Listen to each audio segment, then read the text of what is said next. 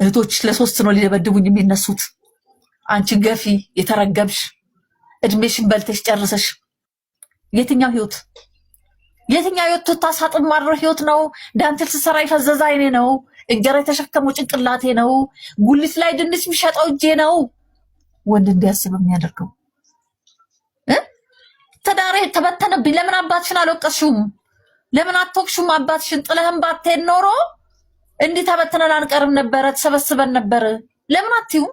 ለማስታረቅ ለምን አልሞከርሽም? አሁን እኔን ከመወንጀል እህቶችን ታደራጅብኛለሽ፣ ገንዘብ እንዳይሰጠኝ ታደርጊያለሽ። እሱ ግን ያሟል ብለሽ ብር ትልኪያለሽ። እህቶችሽ ከሚልኩት እንድበላ እንኳን አታደርጊም። በአረፋ ምድር መንደር ለመንደር ነው የምዞረው። በአረፋ ቀን ሳልቀምስ ነው ያልኩት እየሄድኩኝ ማለት ነው።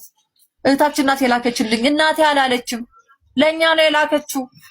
የገዛችውን ፍሪ ሸጠችው። ሀቢባ ከኔ ጋር ተጣልታ አምሽታ ስትመጣ 9 ሰዓት 10 ሰዓት ጠጥታ ስትመጣ ማለት ነው። ሀቢባ ማአት ቪዲዮዎች አሁን እጄ ላይ ያሉ። አሁን እሷ እንዲህ አለች አይደል? በአፏ እንዲህ አለች አይደል? ምን አይነት ክለብ ላይ እንደምትጨፍርና ምን አይነት ክለብ ላይ እንደምትዝናና።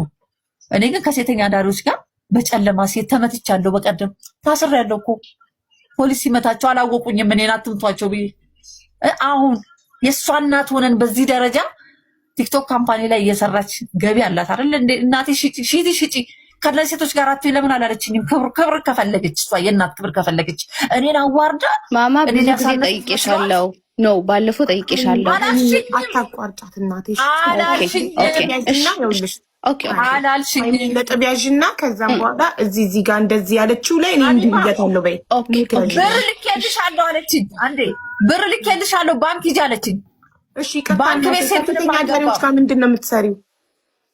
እየመለመልኩኝ ከጎዳና ላይ ስልጠና ሰጣለሁ። እሺዶ የሚባል ድርጅት አለ።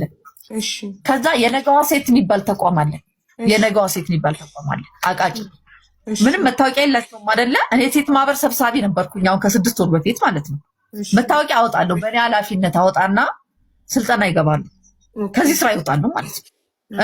ያን ስራ ነው የምሰራው። ገብቶሻል? በብርድ እናት ነኝ አይደል? እውነትም እነሱን የወለደች እናት የተማረች እናት ያውን ነገር አሳልፌ እሷ እንደዛ በርገር 2000 ብር እያወጣች እኔ እኮ 4000 ብር ለማግኘት ሀቢባ ከምሽቱ 6 ሰዓት 7 ሰዓት ከነሱ መሀል ቆሜ እኮ ታፍሼ እኮ እጅ ተመትቻለሁ እኮ ተደብድቤያለሁ እኮ። አሁንም እኮ የምሰራው ስራ ክብር ያለው አይደለም።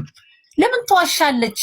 ዛሬ ከሚዲያ ላይ ከማህበረሰቡ አይን ነገ እኮ አላህ እኮ ይከፍላል እኮ ሁሉም ነገር። እኔ እኮ ብዙ እንኳን ነው ላለው እችላለሁ። ካሁን በኋላ ውሸት ጥሩ አይደለም።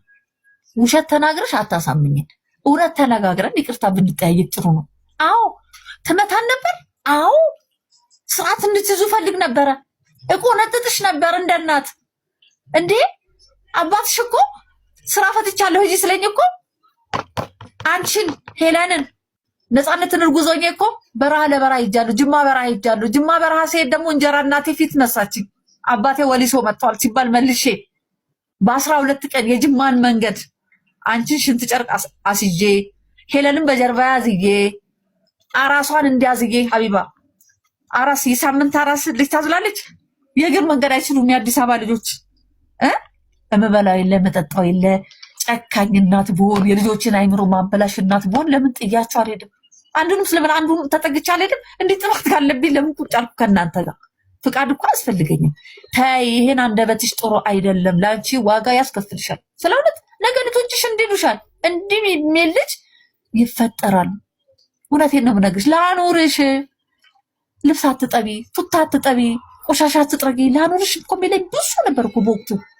እኔ ግን ዳቦ ግዙልኝ እንዲህ ከምትል ለልጆቼ ይሄን አድርጉልኝ ብዬ ነው ስለምን የነበረው። ቢላል አበሽም ቢሆን ሄጄ ዱቄትና ዘይት እርዳታ መቀበል እኮ ያሳፍራል። ስንዴ ቆሞ ሰልፍ መጠበቅ አያሳፍርም እንዴ? እኔ ባለጌ እናት አይደለም።